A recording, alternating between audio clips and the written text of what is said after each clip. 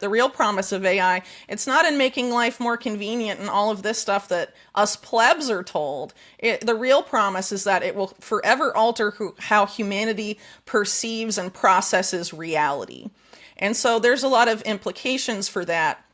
On social media and on the internet in general. And in talking about, the flow of information in AI, they essentially say that the content is going to be produced mostly by AI, and then AI will censor the content as well. So even if you're in this sort of paradigm where you have a digital ID and you're on the internet and you think you're dealing only with real people and real bots, you're still going to be essentially living in an AI soup. And so the AI, censor bot will probably be censoring real people and not the AI slop. But the goal is ultimately to have it be about perception management and ultimately the kind of world they envision.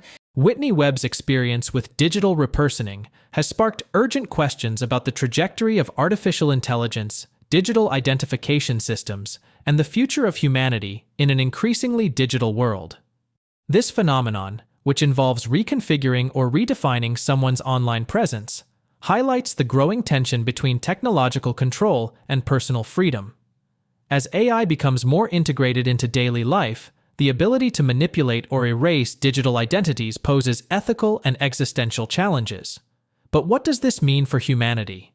The rise of centralized digital IDs threatens to consolidate power, granting institutions unprecedented control over individual lives. Simultaneously, it erodes privacy, autonomy, and the right to self-expression.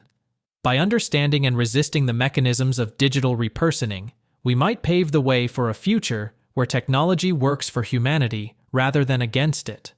Whitney Webb's experience challenges us to rethink the relationship between technology and freedom in the age of AI.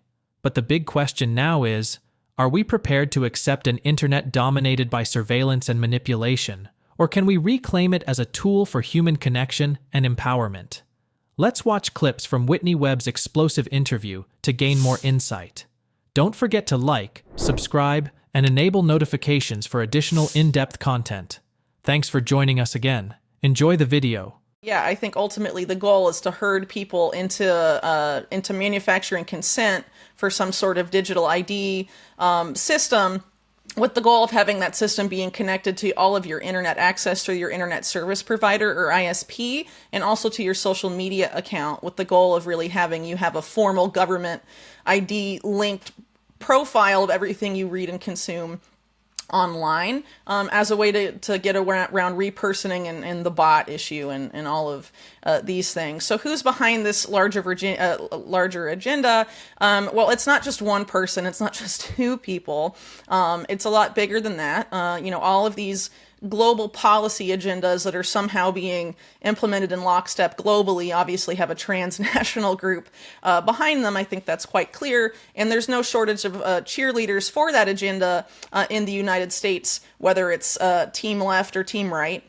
And the same is true elsewhere. It's just really the sales pitches to get people to adopt them are different. So, on the right, it's being framed as a way to stop illegal immigration. On the left, it's being framed as a way to stop hate speech and stop cyberbullying online and protect children and all sorts of things like that, really just looking for whatever metric sticks with whatever demographic they want to placate ultimately.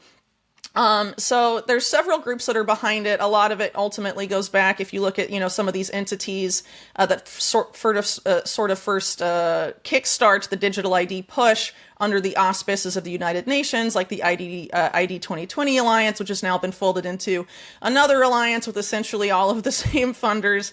But ultimately, ID 2020 was started by, groups like Microsoft, the Rockefeller Foundation, Accenture, some of these big multinational corporations, or in the case of the Rockefeller Foundation, the philanthropic arms of oligarchic clans that have tried to create a global system of financial control in private hands for the better part of the last 100 years. And so ultimately, digital ID is meant to sort of facilitate that kind of system globally. But I don't think it's likely that they're going to sell it as one universal digital ID for everybody. They want it to be vendor agnostic, but have it all have sort of similar standards and have the data all be exportable in the same format. So, maybe you'll have, in the US, for example, 5 or 6 or even 10 different vendors of digital ID. And Japan will have 5 to 10 and what have you. But ultimately, all of that data, whether the US, Japan, or anywhere else in the world, can all be exported in the same format to the same centralized database, which is ultimately the goal, right? And then technically you do have a centralized system of digital ID, but it looks to be decentralized at the superficial layer. And that is also the goal too with the digital currency push. And because it's not just central bank digital currencies, there's also the issue of private bank digital currencies, which are also just as surveillable and seizable and programmable as CBDCs would be. They're just in the hands of private banks. And do you think JP Morgan would behave any better than the Federal Reserve when JP Morgan is one of the biggest, controllers of the Federal Reserve? I mean, honestly, it's kind of a false dichotomy at the end of the day. You can get that kind of, liberty-killing money from either the private or the public sector, and what will likely happen is a public-private partnership, the preferred model of all of these groups, UN included. Whitney Webb further explores the rise of digital IDs and programmable currencies, warning of their potential to centralize control and threaten personal freedoms. She highlights efforts by transnational organizations like ID 2020, backed by corporate giants such as Microsoft and the Rockefeller Foundation, to integrate online and offline identities. While marketed as tools for safety and efficiency, these systems aim to consolidate global data into centralized databases, mirroring trends in digital currencies like CBDCs. Webb critiques the illusion of decentralization and warns of looming public-private partnerships that could erode privacy and liberty, urging public vigilance to safeguard fundamental rights. Whitney Webb critiques social media as tools for narrative control and censorship, urging users to abandon these platforms. She advocates for decentralized alternatives like RSS feeds and physical publications to bypass manipulation and reclaim content agency.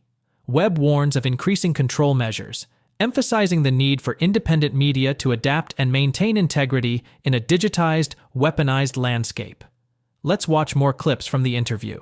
All the large conventional social media, the ones that are widely used, and I guess really because of that user base, are the most effective, even with the censorship of distributing information. Ultimately, they are weaponized perception management and narrative control battlefields that are only going to get, the ante is only going to be upped more and more and more and more, making it more aggressive and really making the risk-benefit analysis of regular people that actually want truth, or, actual journalists that don't feel like selling out or praying at the altar of Elon Musk. It's going to be very hard to access or distribute information effectively on that platform, and that we should stop looking at it as the public square, the town square or whatever. It is a war zone. It should be treated as such. We should be off them as much as possible. So really to that, I see the solution as if you want to follow people, use an RSS feed reader, sign up for people's newsletters, take it back to email. You don't need social media to feed you the content that you want to see. You should, by now, if you've been following, accounts or people on independent media long enough, know who you like, know who you don't, and then try and aggregate through RSS or other means, some sort of, your own proprietary, really, news feed that isn't censored, and you can access information that way without having to dip a toe into, these militarized and weaponized platforms that, frame themselves as a place where everyone has a seat at the table, and that's absolutely not what's happening. There's plenty of solutions and things that people could look at, but ultimately what I mean is, these are weaponized places. The goals are very clearly laid out of what they aim to do. And basically, I think it's pretty clear by now, is to gain your trust and make you think that these big tech billionaires care about the working class and care about you.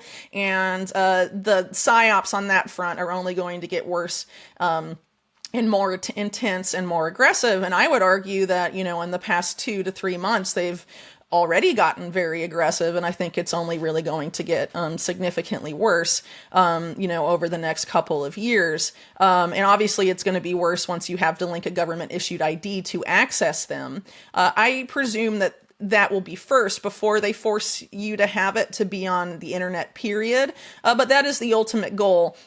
And I think independent media should prepare for that eventuality as well.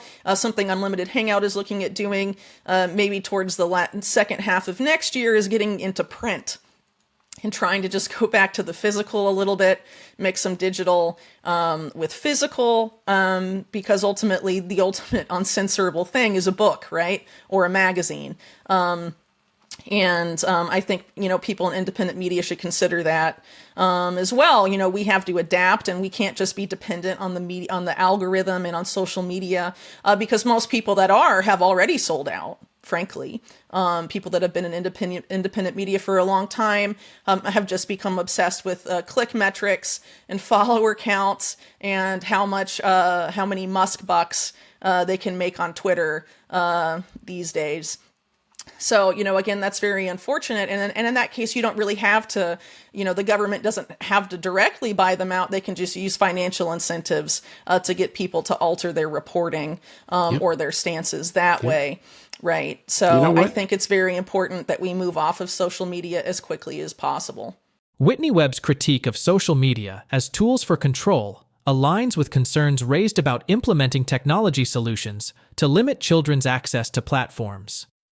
Efforts to use digital ID systems or advanced age verification technologies for restricting underage users mirror the overarching agenda Webb highlights: centralized systems encroaching on personal freedoms under the guise of public safety or morality. In Australia, debates around banning children under 16 from social media platforms bring forward privacy risks tied to proposed solutions like biometric age estimation and mandatory ID verification.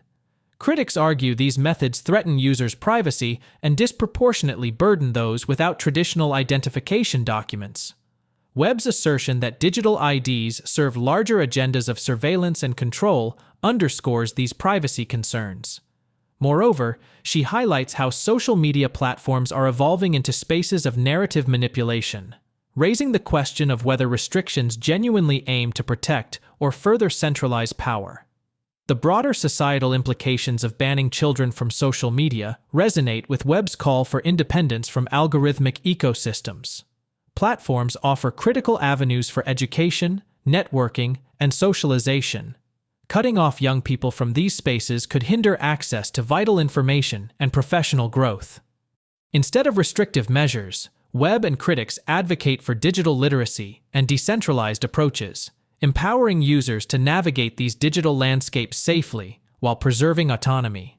This shared skepticism towards centralized tech underscores the importance of questioning the motivations behind such policies, ensuring they prioritize individual freedom over systemic control. As we wrap up, do you think digital ID systems will enhance security or pose greater risks to personal freedom and privacy? How do you think individuals can protect themselves from censorship and manipulation in digital spaces?